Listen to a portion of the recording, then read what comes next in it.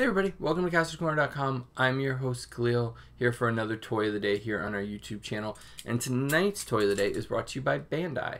America was nice enough to send over some samples, so we're going to take a look at those today. You can check out a full gallery of these items up on our website, KastorCorner.com. You can get one of our shirts too. You can follow us. We are at Kastor's Corner on all social media. And you can check out the Cornercast podcast, which is up on Apple Podcasts or wherever you find podcasts every Monday night. And hit the subscribe button to that and this. We really appreciate all of our new viewers and listeners. So they were nice enough to send over 2 Gundam figures from the Gundam Infinity series, the Gundam Battle game on iOS and Android. These were sent over to us, and I'll admit, I had to watch Dan Larson up on Toy Galaxy give a history of Gundam because I have a passing understanding of this Gundam, but not of any of the other ones, so I kind of want to get a little history lesson on them.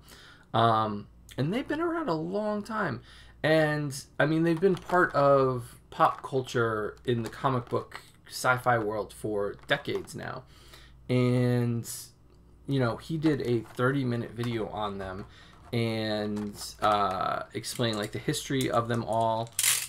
Jesse, handy dandy. It was really fascinating to see like how in-depth this is, and I think how much we all get into kind of our own fandoms and kind of find ourselves kind of ignorant sometimes or not understanding of other fandoms or how deep other fandoms go. And I found it very interesting to kind of learn a little more about the Gundam world. So these figures are probably about 4 inches tall. So they would work great with other things. You know how I like to mix my media for sure. And so this one, the ASWG-08 Gundam Barbatos, or yeah, Barbatos, yes, comes with a lot of things, and Bandai America here is doing what they have done in a lot of other lines is you collect all 5 and build your own other Gundam model. So in this one with this character, you get the axe and gun or blaster for this collect and build. So they are right here. So these 2 go to the collect and build figure.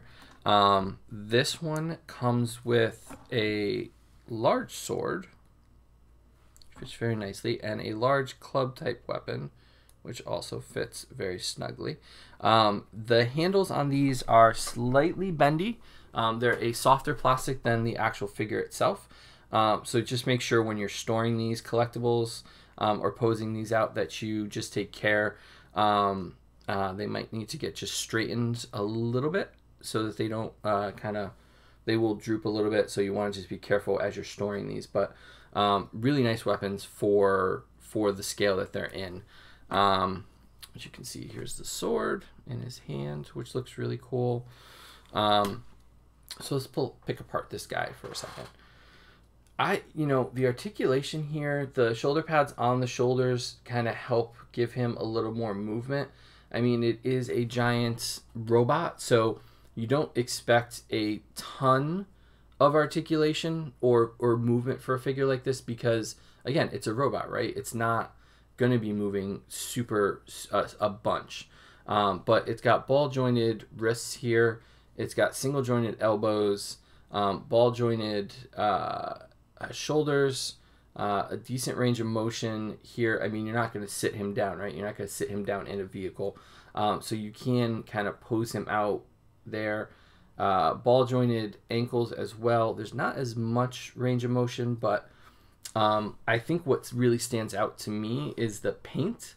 Like there is no stray marks on here. Like, and I'll do close-ups in the light box so you can get close-ups of this guy. When we see figures in this scale, a lot of times we don't see either A, a lot of painted detail, or B, bleeds from some of the very intricate pieces. And there's all these cutouts here on the shoulder pads and on the knees. I don't know if you'll be able to see him on camera just because he's bright white. that have kind of red around them, and there's no bleed at all, which I think is, for this scale, really impressive. So let's look at the classic Gundam, or what I picture as a classic Gundam. I recognized it in Ready Player One. I was like, oh, that's Gundam, or that's from Gundam. And so this is the RX-78-2 Gundam robots suit. Let's get him open. I mean, if you're gonna get a Gundam figure, like if you're gonna get into this and you don't get this one, it's like, you know, I don't know. It's like buying, it's like getting into DC Comics and not getting a Batman or a Superman. I mean, this is the quintessential one with the sword, with the shield. All the parts are interchangeable, so all the Gundams can use each other's weapons. So this one comes with, for the collect and build, the 2 arms. So you got the spiked one and the shielded shoulder one. You'd have to get the rest of them, which you can see there are 5 total to build it out completely. And so I know I'm going to be kind of an uninformed dorky nerd here and just say this is just awesome because you get like the quintessential one, and I think that that's really cool. The helmet, the paint around the eyes. Honestly, when you talk about this scale, this 4-inch scale, you don't expect, same articulation points by the way on this one.